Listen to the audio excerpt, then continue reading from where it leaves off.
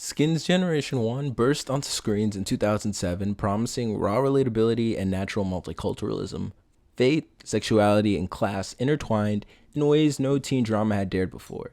Yet beneath its bold storytelling lie glaring imbalances. While characters like Anwar Kharral and Maxxie Oliver each receive rich, stereotype-shattering arcs, Posh Kenneth drifts in the shallow end of black tokenism. Despite my admiration for Skin's fearless voice, Kenneth's portrayal always felt like a squandered opportunity, an outdated caricature hidden in the margins of one of television's most progressive teen dramas. How could a series so committed to authenticity uplift some voices as vital, while relegating another to comic relief? It's crucial to celebrate Skin's breakthroughs, but also confront its blind spots, because true inclusion demands depth, not just visibility. Let's look at the history of multicultural ensembles in teen television more. A spin-off of 1978's Different Strokes, with 1979's The Facts of Life quietly introduced Tootie Ramsey. The Facts of Life gave mixed-race ensembles mainstream traction, especially with teenagers. Tootie became the show's window into minority experiences in a predominantly white boarding school. Anyway, I wanted us to get together so we could talk about things. What things? Well, you know, the kind of things that we, as black women, share. Right. What do we share? Its 9-season success paved the way for more racially mixed cast. In 1982, Fame brought students of Manhattan's High School of Performing Arts television, and Square Pegs in the same year followed two white girls, Patty and Lauren, while featuring their black classmate, LaDonna, as part of their recurring cast. While these series signaled progress, they were exceptions as non-white characters often remained on the periphery. Mid-80s shows like Head of Class in 1986, Boo! Dan Schneider, You suck! and Good Morning Miss Bliss in 1987, the precursor to 1989's Saved by the Bell, assembled multi-ethnic ensembles. Saved by the Bell's AC Slater and Lisa Turtle stood out as two of the few non-white faces, yet their storylines seldom ventured beyond dating dramas or one-off moral lessons. It was diversity in the credits more than in the narrative, unless you count Zack Morris made an obscenely offensive presentation based on a random picture he found, was racist and rude to a stranger who was trying to help him, tried to weasel his way out of doing a little work for a 3-minute presentation, and when he finally learned about what the white man did to his people, he did this to his people. Zack Morris is trash! Made even stranger by the fact that the actor for Zack, Mark Paul Gosselaar, is actually part Indonesian and had to dye his hair blonde for the show. While US shows tiptoed around true inclusion, Canada's Degrassi Junior High in 1986 and Degrassi High in 1989 laid the bedrock for authentic teen drama. Though its cast leaned white, Degrassi earned young viewers' trust by tackling tough issues without forcing happy endings. The 2001 reboot, Degrassi: The Next Generation, plunged even deeper. Major arcs explored teen pregnancies, sexual orientation, and racial bullying across multiple episodes. There was literally an episode for everything. Still, even Degrassi sometimes circled back to comfort zones, anchoring its heaviest storylines around a handful of white leads and leaving out characters like Hazel, Liberty, Kendra, and I'm gonna even throw in Toby because they did that boy dirty. When Skins arrived, it proved that teen drama could be richer when it truly commits to every voice. Anwar and Maxxie weren't tokens in a white heteronormative world, even while their faith and sexuality powered their stories. Jiao, the show's primary black main character, also received depth and nuance. Yet Posh Kenneth was sidelined and stereotyped, a glaring omission in a series otherwise so daring.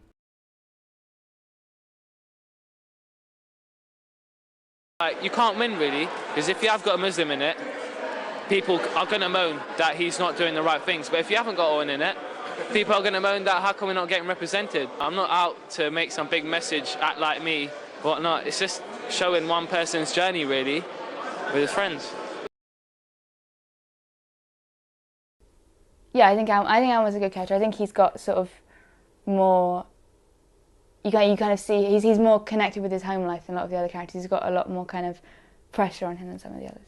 Anwar's just a very, fun-loving person.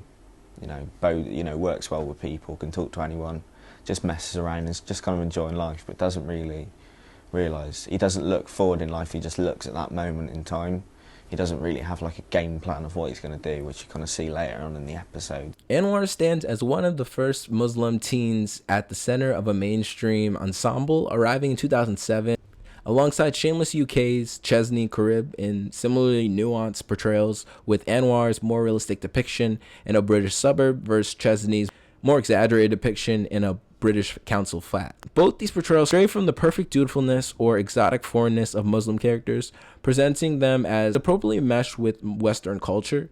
Anwar's faith weaves into pivotal moments, breaking dawn prayers to answer Tony's call, symbolizing his struggle between family expectations and teenage temptations. Early episodes portray Anwar as sensible. He prays before dawn, notes that Chris's antics are wilder than his own, and approaches life with cautious optimism. Yet, impulsive missteps, focusing on the money when Chris's mom leaves, or chasing girls more in fantasy than reality, reveal a teenager wrestling with identity. His friendship with his best friend Maxxie tests his tolerance due to Maxxie's queerness, which goes against Anwar's Muslim religion. He oscillates between genuine support and hypocritical judgment, embodying the tension of upholding religious values while craving the freedoms afforded to his friends. No, I can't. It's not right. It's religion, Anwar. It's just stuff. You don't have to believe in it. Then where does that leave me, Max? I'm a Muslim boy. I don't get to choose. Along with this, his brief detainment in Russia, mistaken for a terror suspect, grounds his arc in prejudice against Muslims. It looks so disappointing when I'm not a terrorist. Well, you're a very dull Muslim, Anwar. Very dull indeed. Season 1 shows Anwar as a bit more introspective and wholesome, while Season 2 reduces him to chasing hookups, neglecting academics, and constantly altering his appearance. His betrayal of Maxxie by sleeping with Sketch, Maxxie's obsessive stalker. How's your mum, Anwar? Muslim. She's been a bit busy, Muslim. Emphasizes his flaws, but also highlights a missed opportunity, a character capable of profound growth, shown in him learning to accept Maxxie's sexuality, but who drifts back to cliche and winds up failing his classes due to his lack of focus on his academics in favor of developing his sex life. That's just something underneath, if you know what I mean. It's just like everything's more important than just Maxxie being gay. That's just like the last thing. What I really like about Maxxie as a character is that he's gay, but that's kind of the least interesting thing about him. He's just a character who's sort of really sweet and really nice to his friends, and he's got his things that he's into, like dancing and that kind of stuff, and musicals. He's just gay. He just is gay, which, you know, a lot of people are. They're not necessarily really camp or really sensitive or, you know, effeminate in any way. They're just gay.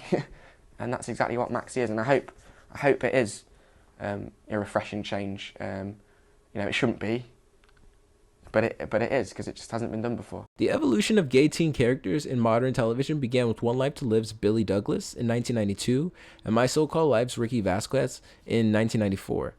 Towards the end of the 90s and early 2000s, more gay teen characters emerged. In 1999, Dawson's Creek's Jack McPhee came out as gay, while also having the first gay male kiss on television in the United States in 2000. Followed by Buffy the Vampire's Willow coming out in the same year, and having the first televised kiss by a lesbian couple in 2001. Ultimately leading to Marco Del Rossi and Degrassi, The Next Generation in 2002.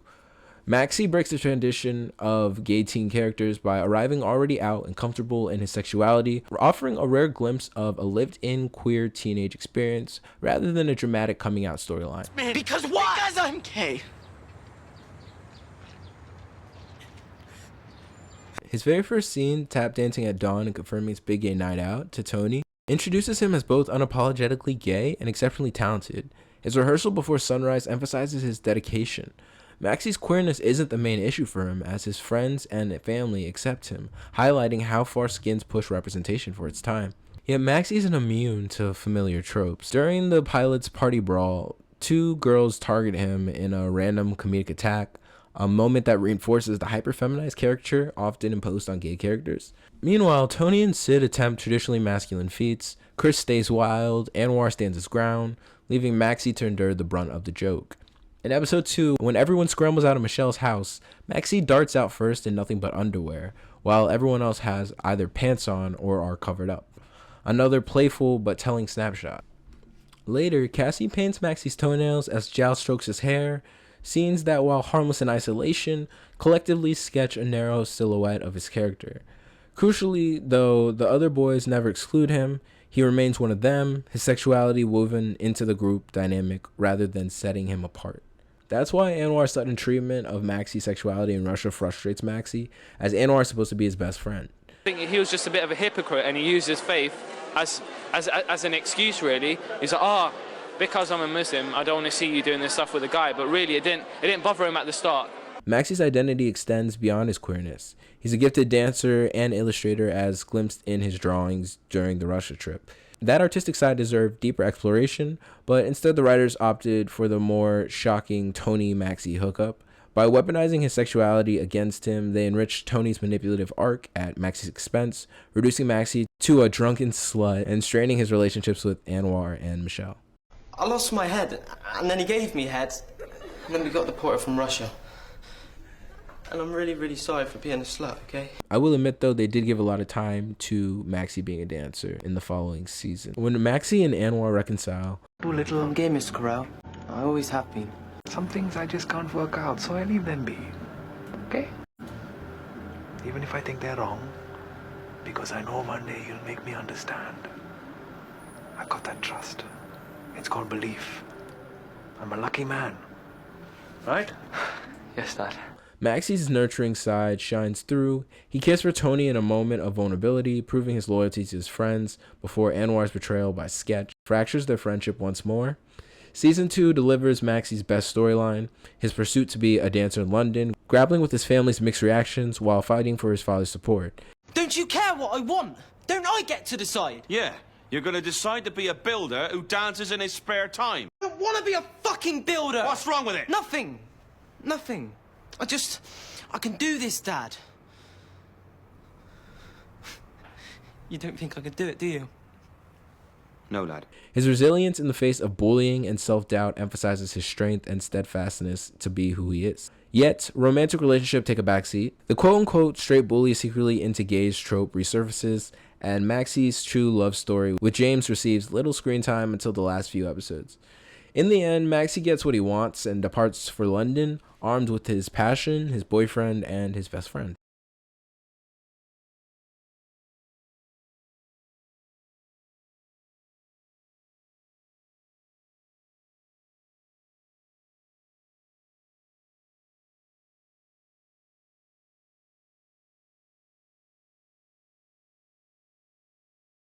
It's Daniel Kaluuya, and I've just been commissioned to script on Skins 2 episode, boom, straight into work. But this is what I want to do. I'm so ready. I wanted to prove myself. I don't want them to feel like they've made a mistake, you know, giving me this opportunity. I just need to like say, boom, I can do this.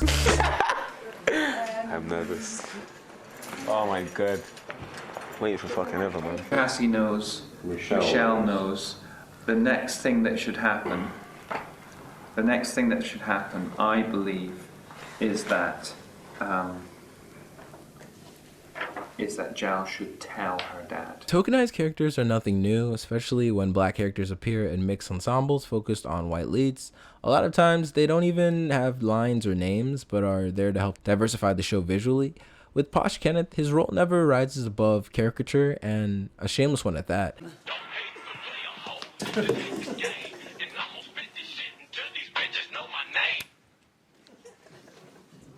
Hello? Just hold on one moment. Shanika? Kenneth's debut in episode 2 needs no words, just watch. This Brittain lubed up, man. Like, I got bare shit on his forehead and thing.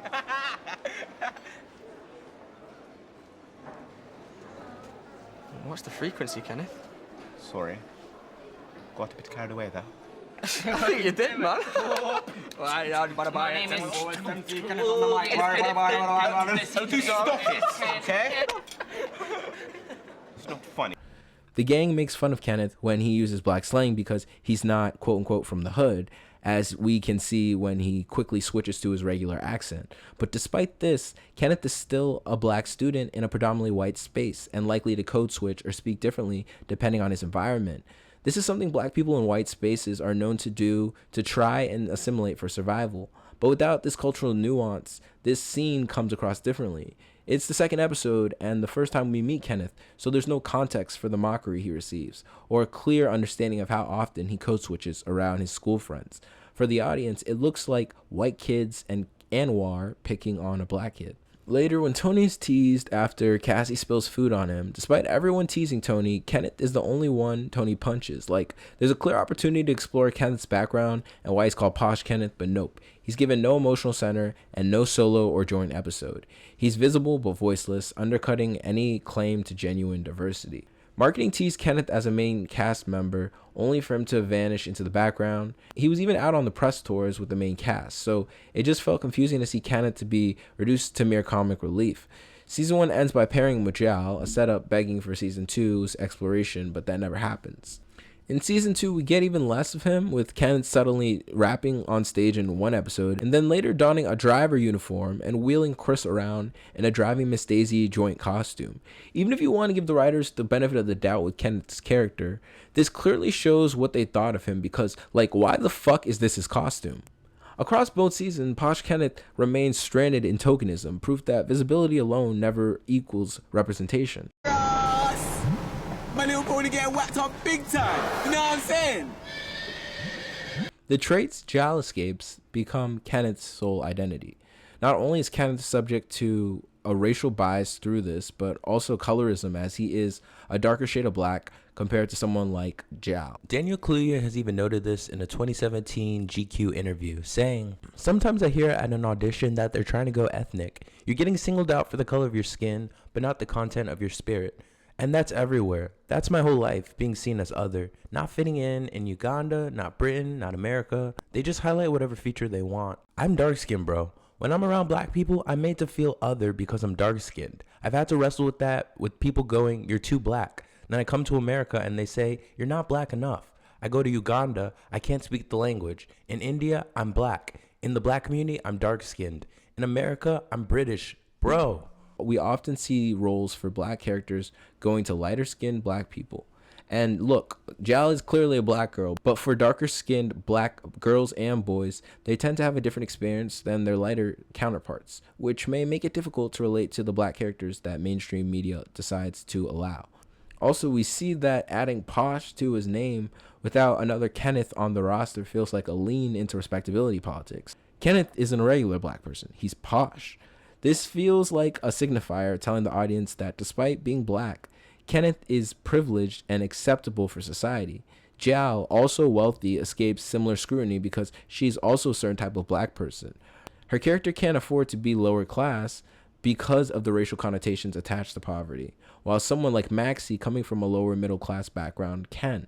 As we saw, Maxxie can just move to London and be elevated by his whiteness to eventually escape his class, while characters like Jal and Kenneth will continuously have to quote-unquote prove their value through class signifiers to be elevated in predominantly white society. I want to say that they reconcile this more with Thomas in Generation 2, which I can appreciate because Thomas is dope. But even his character had some weak spots as well.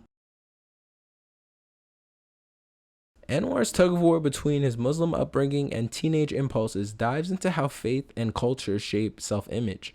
This theme echoes in broader media whenever characters juggle community expectations versus individual freedom. Maxxie's life as a gay dancer isn't a trauma narrative. It's a celebration of craft, friendship, and joy. His arc shows how normalizing queer identities in a slice of life context and not merely focusing on their sexuality as identity can shift cultural perceptions. However, even with Anwar and Maxxie both breaking barriers with their characters, they both were the only two characters of the main cast that never had solo episodes dedicated to them, and when they did have their own episodes, it was always split with someone else, with Maxxie splitting his episode in season 1 with Anwar and then Tony in season 2. Which I think is funny because a good portion of Maxxie's episode in season 1 is already about Tony. And then Anwar didn't even get his own episode in season 2, so even they were not fully spared. Along with Anwar and Maxxie, Posh Kenneth highlights how mere visibility without depth rings hollow, as Kenneth forever occupies the comedic sidekick throughout the show, funny and loyal but never front and center. This gap shows the difference between token visibility and genuine representation. It invites us to ask, What responsibility do writers have to explore the interior worlds of highly visible characters, especially those from marginalized groups? Is representation enough, and at what level of cultural competency do show creators, especially those from dominant groups, owe their characters' development? Leave a comment letting me know what you think. Peace.